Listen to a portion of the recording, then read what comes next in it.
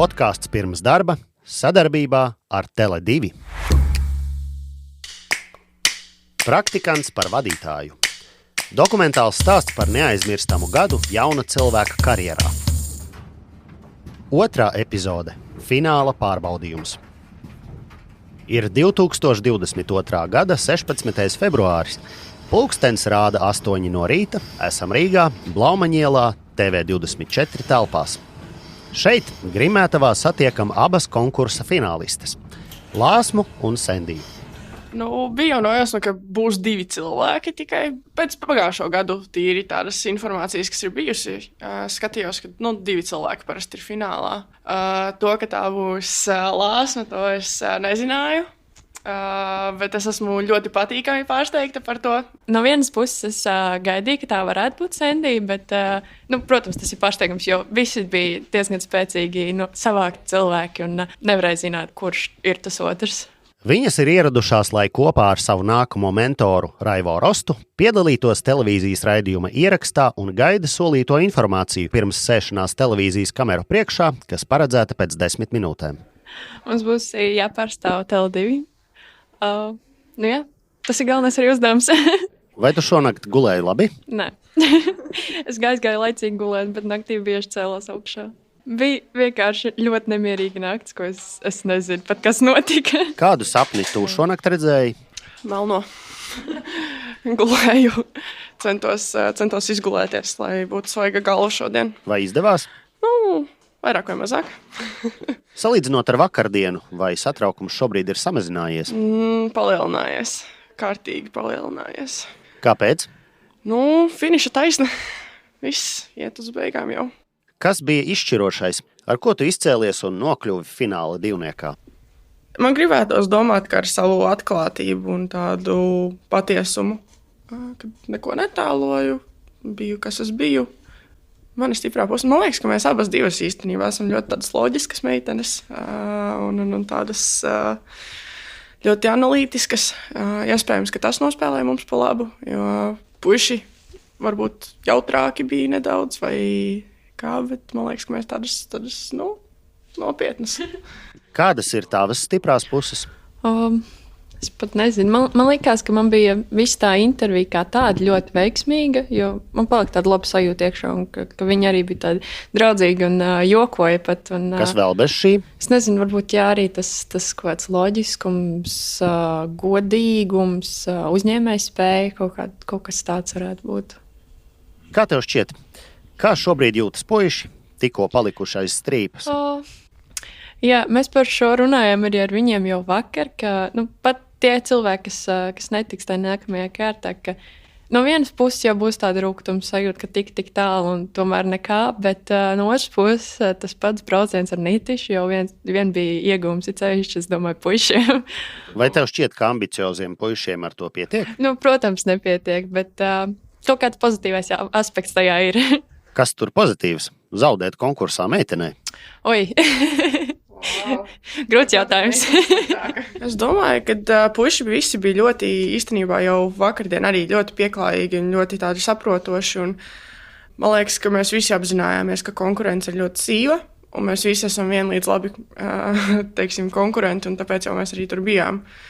Un nav svarīgi, tu esi meitene, puisis, kā tu sevi definē, bet drīzāk tas, ko tu vari sniegt tajā visā. Un, ja tas bija tas lēmums, kad puiši varbūt,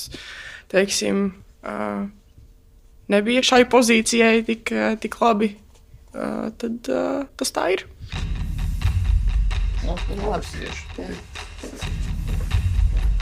Sarunu pārtrauc Tele2 mārketinga vadītājs Agris un vakar jau iepazītā HR biznesa partnere Adele.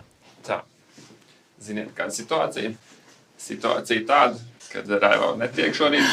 Tikko zvanīja, viņam ir reāli tikko 10, viņam ir uzsaukts mītiņš. Tā, ka jums būs jāpārstāv uzņēmumu šodien raidījumā.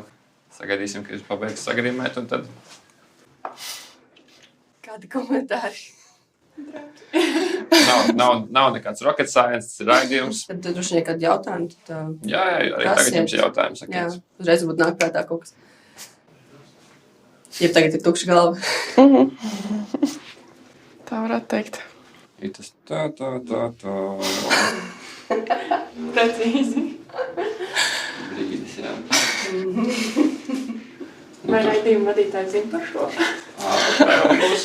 Jā. Nu, viņš arī tikko uzzināja, kur viņš arī ir. Sakot zīmi, kad 2 pieskārieni to atbildību. Es nav. Tā netipika no viena uzņēmuma 2, bet no labi. Mēs gan drīz kā viens. Jā. Tu laidīsi galviņu, jā? Ok, forši. Jā, nu gadījumā kaut kas, tad tās atbildes viņas, nu, teiksim, ja kaut ko pārsakās vai kaut ko. Nu, ja mēs kā tā pārstāv negriežam, ja būs kaut kas tāds baigi, tad, protams, ka pagriezīsim, jā. Skaisīgi. 4, 3, 2, 1.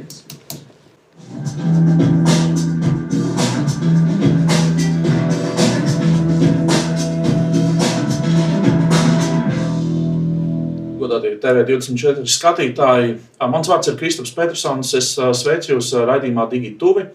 Šajā reizē runāsim par telekomunikācijām, un mūsu uzņēmums šodien fokusā ir Tele2. Man ir ļoti liels prieks studijā sveikt divus pārstāvus no Tele2, Lāsma Zaķe, sveicināti. Sveiki. Un Sendija Beāta Lazdiņa. Sveiki. Sveiki. Kopumā tā kopsavēlkot 21. gadu, aizgājušo gadu, kas ir tās varbūt galvenās lietas, ko jūs gribētu uzsvērt tieši no Tele2 skatu punkta? Nu, katrā ziņā man liekas, ka mūsu kampaņa diezgan skaisti iet. Tātad ātrs internets sāk pilnai lietošanai. Ir pamanīti, jā. Jā, pilnīgi noteikti. Un kārtīgi strādājam arī pie dažādām citām sfērām. Esam ievirzījušies arī apdrošināšanā nedaudz. Un tāpat tās arī, jā, varbūt Lāsma var kaut ko papildināt. Jā, papildinot Sendiju, es varu teikt, ka esam uzsākuši lielāku darbu pie 5G ieviešanas.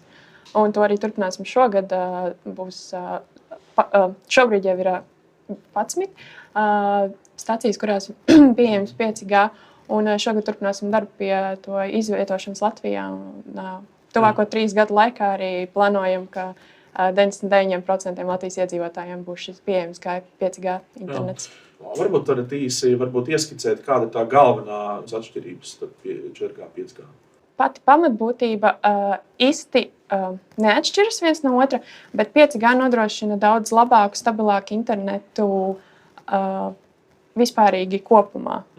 Tas nav tā, ka konkrētam Latvijas iedzīvotājiem būs, kuram 5G pieslēgums būs uzreiz labāks internets, bet tas būs tad kopuma labāks. Tā stabilāka platforma, jā. Nu, skaidrs, jau daudz ir arī nobijušies pagājušajā gadā, starp citu, man liekas, vai tas bija pagājušais vai 2000. Gads, kad cilvēki aktīvi protestēja pret 5G, vai tas kaut kādā ziņā arī ietekmē?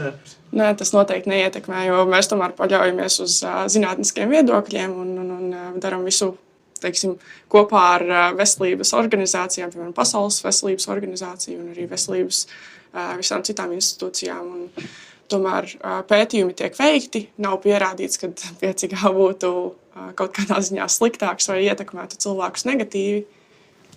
Un, Okay.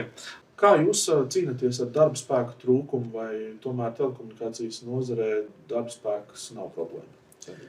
Nu, vienmēr jau darbiniekus prasās vēl, it sevišķi klientu apkalpošanas nozarē. Piemēram, klientu apkalpošanas centros noteikti mums prasītos vairāk darbinieku, un tāpat arī vienmēr meklējam jaunas sejas arī telemarketinga komandās. Cik sen jūs darbojaties un strādājat, piemēram?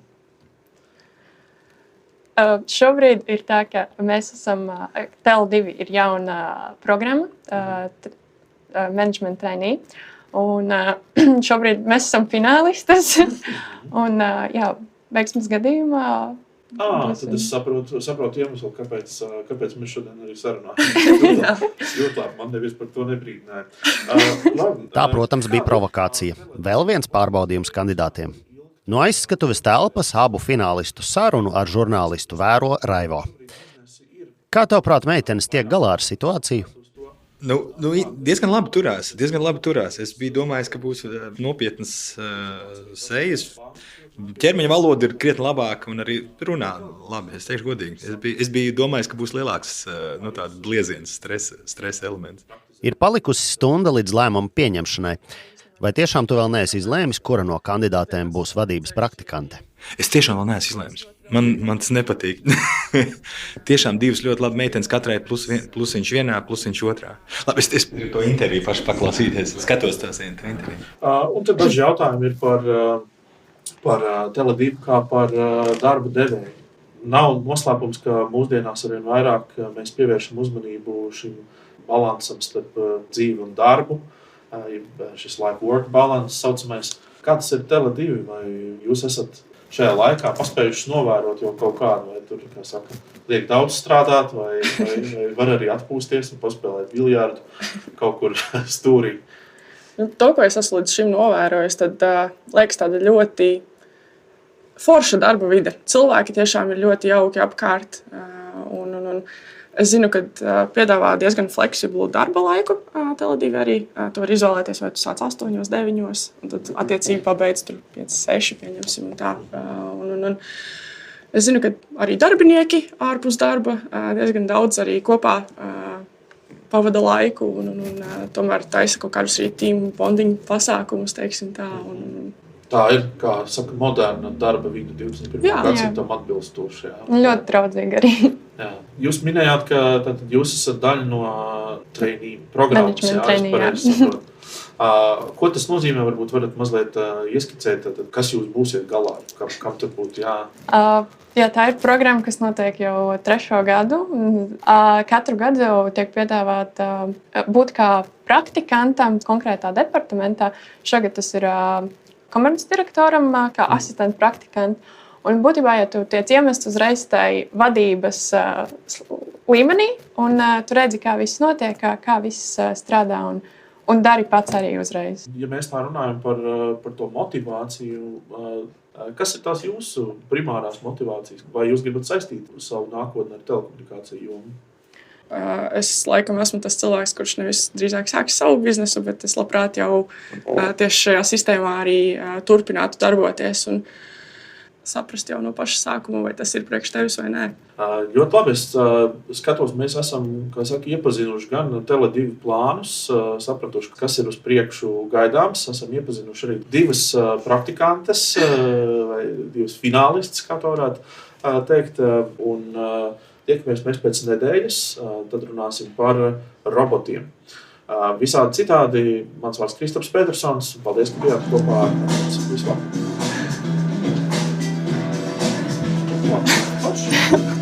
Kā jums tikās? Super. Draudzīgi. Draudzīgi. Jā. Labi.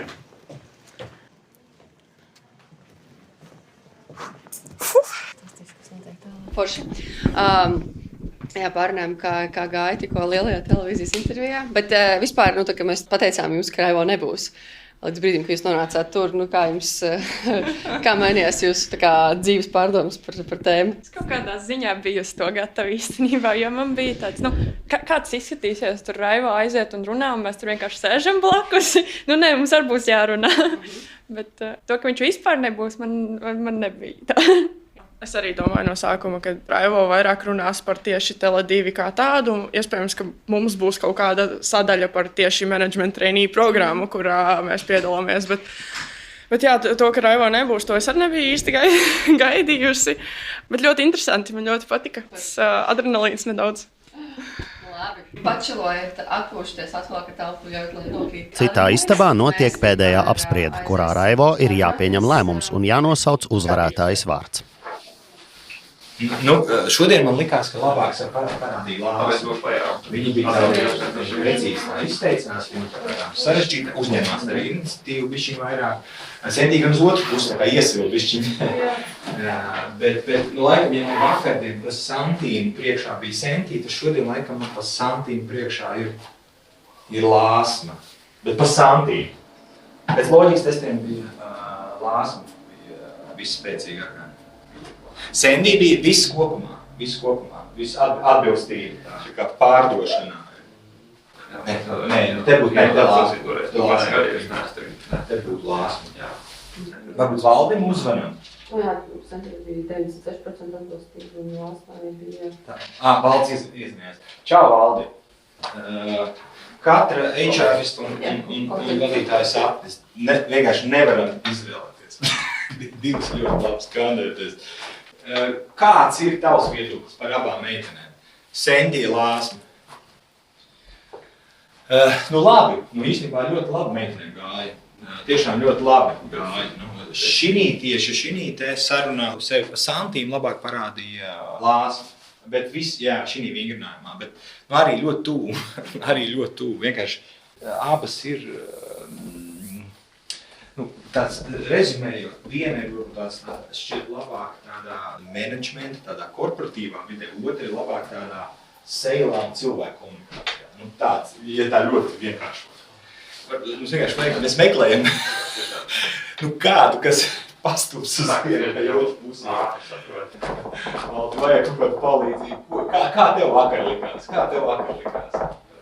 Bet tu Valdi, arī Valdim ir 50. Jā, tā ir tā lieta, ka tu lītās ir jāpast. Jā, tagad viņi sēž grimētavā gaida lēmumu.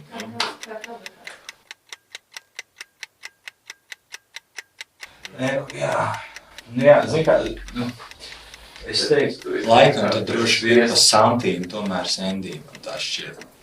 Ja Valdi arī tev tā šķiet. Jā. Ok, tad vajag kādu Sendija uzvarēs. Jā. Praktikants par vadītāju. Lēmums ir pieņemts, un Raivo ar puķu pušķi rokās dodas uz televīzijas studijas telpu, kur Sendija gaida savā mūžā svarīgāko karjeras pagriezienu. Sveiki! Čau, Sendija! Kā tev liekas, kāpēc man puķis ir rokā? Mierinājumu balvas. Es ceru, ka nē. Es tev gribu pateikt, tavs mokas ir beigušās, un tu esi uzvarējis. Apsveicu tevi. Ko, šis challenge ir beidzies, bet tagad sāksies Lielais gada challenge. Tā kā, lai tev izdodās, lai mums kopā izdodās, un tad, lai tu pēc kādiem gadiem izmet mani no darba. Ja? Vienojušies? Cerams. Ok. Forši, apsveic. Kā bija? Kas bija strakākais? Šitas bija visstrakākais, jā. Tā gaidīšana tagad bija visstrakākais, liekas, īstenībā. Un kā bija visai, ka es neesmu pa īstam? Vai... Jā. Man likās tiešām, ka tu neesi. Likās, ka tad droši vien visi pārējie, kas ir novērtēs un kaut ko izdomās. Bet es nebiju gaidījusi, ka tu nebūsi tiešām. Tas bija pārsteidzoši. Es saku, apsveicam, un tad jau vēl ir līguma parakstīšanas, un tad jau ies tālāk tur. Praktiskās lietas, kad uzsākam un kā. Ja? Forši. Lai mums veicās. Jā, lai mums veicās. Sendija dodas parakstīt līgumu, bet Raivo vaicājam par to, kurā brīdī viņš pieņēma lēmumu un kas nosvēra svaru kausus par labu Sendijai. Pašā pēdējā mirklī, jo bija ļoti līdzīgas. Zin kā ir, man liekas, ka jebkura vadītāja HR sapnis, ka tev ir tik grūti, ka tev ir divi identiski, bet tā nav viegla situācija. Man ir bijis arī citreiz tādas situācijas, ka tev ir divi tik līdzīgi, bet katram bija vienam varbūt tās vienā pusē kaut kāda vairāk plusiņu, otram otrā pusē, bet viņi ir tā kā nesalīdzināmi. Tad faktiski tur, kā es teicu, ka tev ir pilna pārliecība, tad tev ir pilna pārliecība. Tā, ka tev nav pilna pārliecība, es cenšos ieklausīties citos, lai man dod kaut kādas papildus lietas. Un tad sazinājās gan ar Aiju, gan ar Valdi. Tad mēs, un jāsaka, ka arī viņiem bija tie viedokļi arī neviennozīmīgi.